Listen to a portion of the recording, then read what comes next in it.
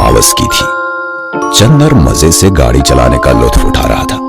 रास्ते पर ट्रैफिक तो छोड़ ही दीजिए, दूर दूर तक एक गाड़ी भी नजर नहीं आ रही थी। खाली रोड पर गाड़ी चलाने का मजा कुछ और ही होता है, और चंदर उस समय वही कर रहा था।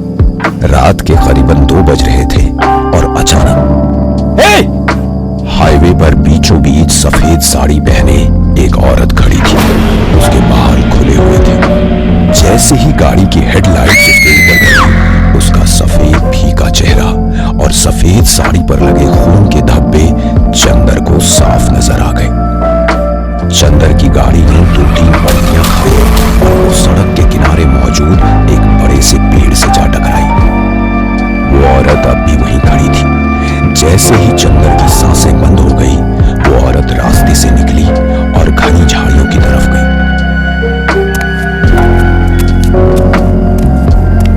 आज बड़ा शिकार मिला। ये अमावस की रात हमेशा कुछ न कुछ अच्छा दिलाती है। चल, बड़ा हाथ मारा है आज हमने। तुम्हें डर नहीं लगता किसी दिन कोई गाड़ी आकर मुझे ठोकर देगी? पागल मत बन, आज तक कभी हुआ ऐसा? आखिर कब तक करना है ये सब? और पैसे जमा होने तक। वैसे भी इससे अच्छा काम और कोई हो सकता है? हर 15 दिन में 10-12 हजार तो यूं ही मिल जाते हैं। फिर इस काम में क्या बुराई है? चल जल्दी कपड़ा बदल ले, निकलना होगा किसी के आने से पहले। रतन और कंचन का यही एक काम था। हाईवे पर अमावस की रात में किसी न किसी सुनसान जगह पर कंचन खड़ी रहती थी और उसे बचाने के चक्कर में गोते खाती कार के ड्राइवर को लूटकर रतन भाग निकलता था। अगली अमावस तक माहौल ठीक ठाक रहा तो दोनों वापस यही हरकत करते थे। रतन, तुमने उस कार वाले को चाकू मारा? तो क्या करता, साला मरा ही नहीं था, जख्मी छोड़ देता उसे। कल अगर पुलिस से सब कह देता तो हमारी दुकान बंद हो जाती। देखो, थोड़ा बहुत पैसा तो हमने बचाया है, चलो ना कहीं दूर चलते हैं। मेहनत की कमाएंगे, कम पैसे मिलेंगे, पर ये डर तो नहीं रहेगा। बेवकूफ है क्या? कैसा डर? देख कंचन, काम काम है, ये सही है या कोई और सही, और जोखिम किस काम में नहीं होता। कल अगर किसी इमारत पर मजदूरी करूंगा तो ऊपर से गिरने का खतरा तो होगा ही, तो इसमें क्या बुराई है?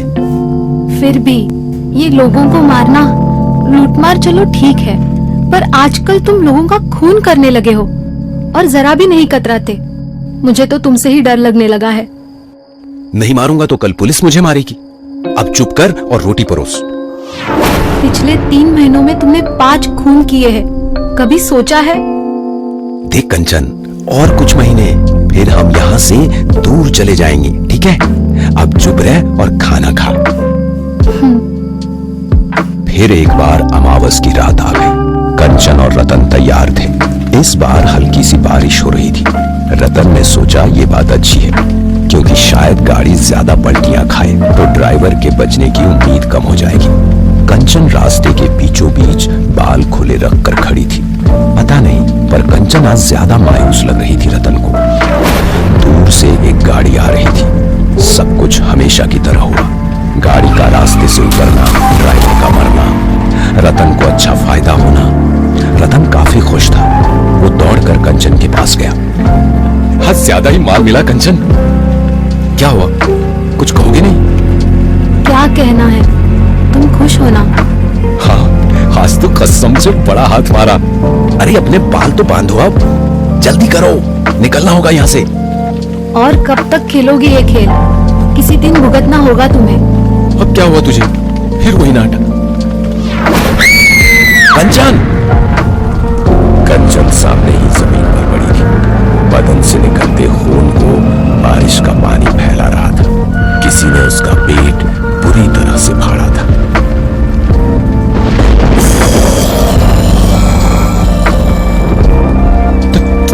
तुम कौन हो? पहचाना नहीं? तुम आप जिंदा?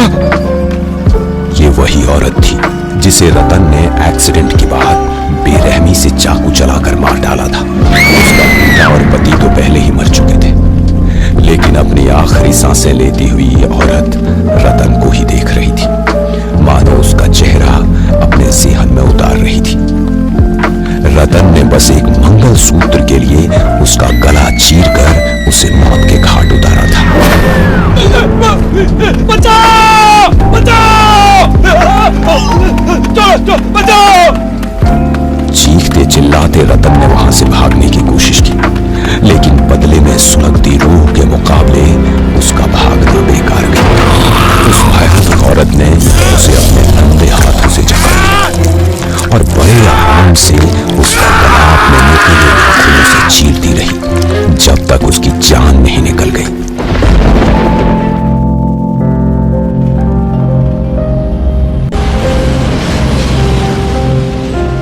नीरज वर्मा मथुरा नगर कोर्ट का एक उभरता वकील उस दिन बड़ा ही खुश था। अपनी पत्नी के साथ सेकंड हैंड कार खरीदने वो गैराज वाले के पास गया था। नहीं यार, सेकेंड हैंड बाइक तो है, इतनी महंगी क्यों बेच रहे हो?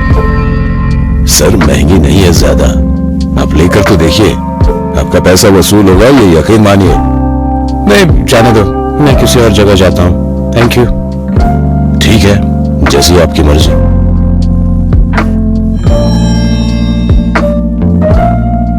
कहिए नीरज साहब, डिलीवरी ले जाएंगे आज ही? हाँ हाँ, ये पैसे लीजिए, गाड़ी आज ही ले जाऊंगा। क्यों अवनी? गाड़ी घर आने के बाद नीरज का घर खुशियों से आबाद हो गया। हर दूसरे दिन नीरज और अवनी कहीं ना कहीं घूमने जाया करते थे। गाड़ी आने के बाद कॉलोनी में भी नीरज का रुतबा बढ़ने लगा था। लेकिन गाड़ी की एक बात बड़ी ही अजीब थी। शहर के बाहर एक पीपल के पेड़ के पास आते ही गाड़ी बंद पड़ जाती थी। क्या हुआ भाई? क्या पता साहब, गाड़ी की हालत तो ठीक ठाक है, मैं भी समझ नहीं पा रहा हूं कि आखिर गाड़ी बंद क्यों पड़ती है। आप ड्राइविंग सीट पर बैठिए, मैं धक्का मार कर देखता हूं।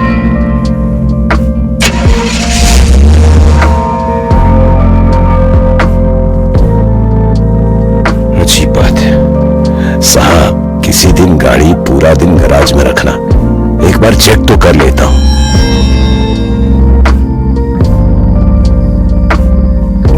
पिछले 1 महीने से गाड़ी 3 बार बंद हो चुकी है, और वह भी एक जगह पर। सच है ना? हाँ सच है, मगर कहना क्या चाहती हो? नीरज, देखो मुझे यह बात बड़ी अजीब लग रही है। तुम किसी मंदिर में जाकर गाड़ी की शांति करा लो, ऐसे होते रहना ठीक नहीं है। देखो अभी, मैं एक पढ़ा लिखा इंसान हूँ, मैं इन बातों पर विश्वास नहीं करता।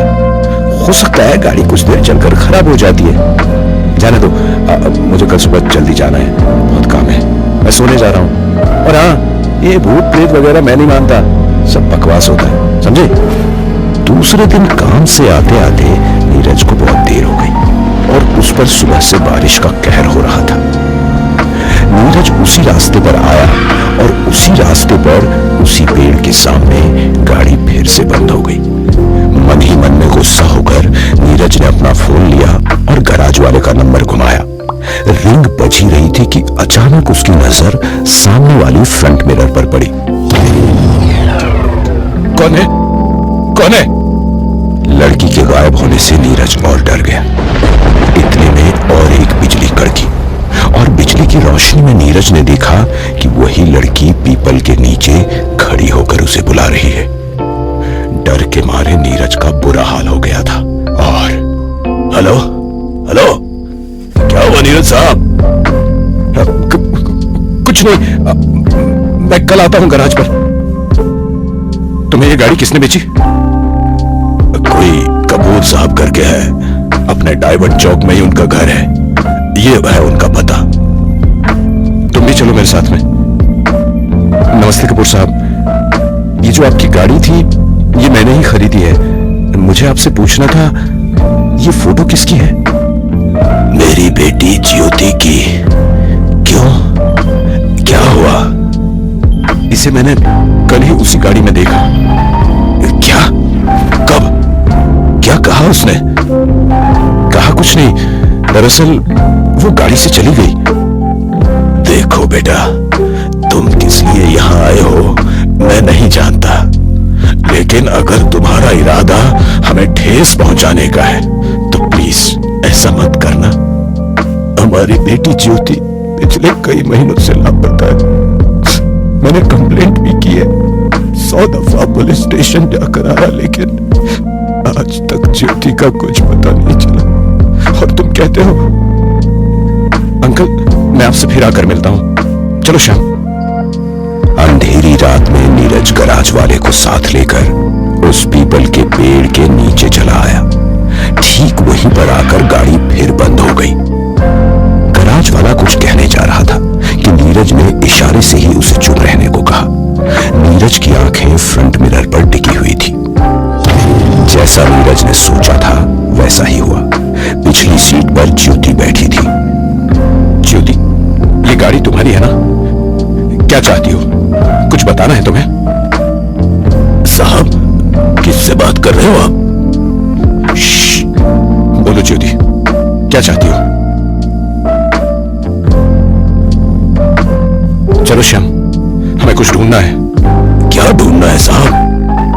मैं नहीं जानता। कोई भी ऐसी चीज देखो जो तुम्हें अजीब लगे, जो यहाँ की नहीं हो। चलो।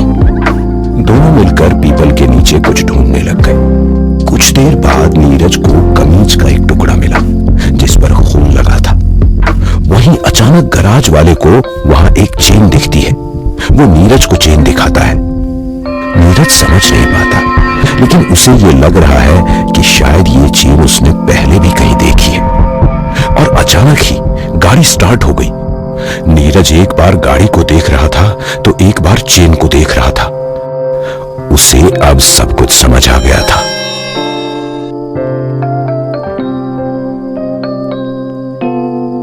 श्याम, याद है हम ये गाड़ी लेने आए थे, तब एक लड़का कोई बाइक खरीदने आया था। हाँ, याद है साहब। तुम उसका नंबर या पता बता सकते हो? बिल्कुल दे सकता हूं।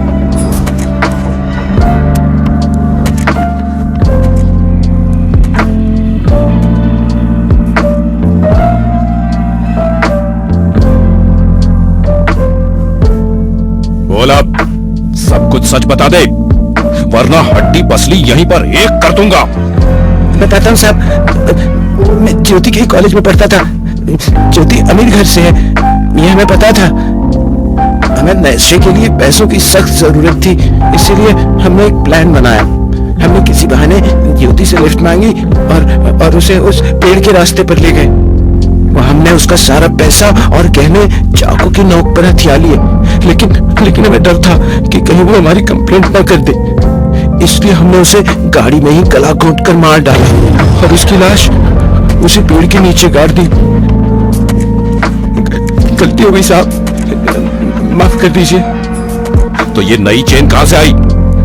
ज्योति के साथ हाथापाई में शायद मेरी चेन वहां गिर गई।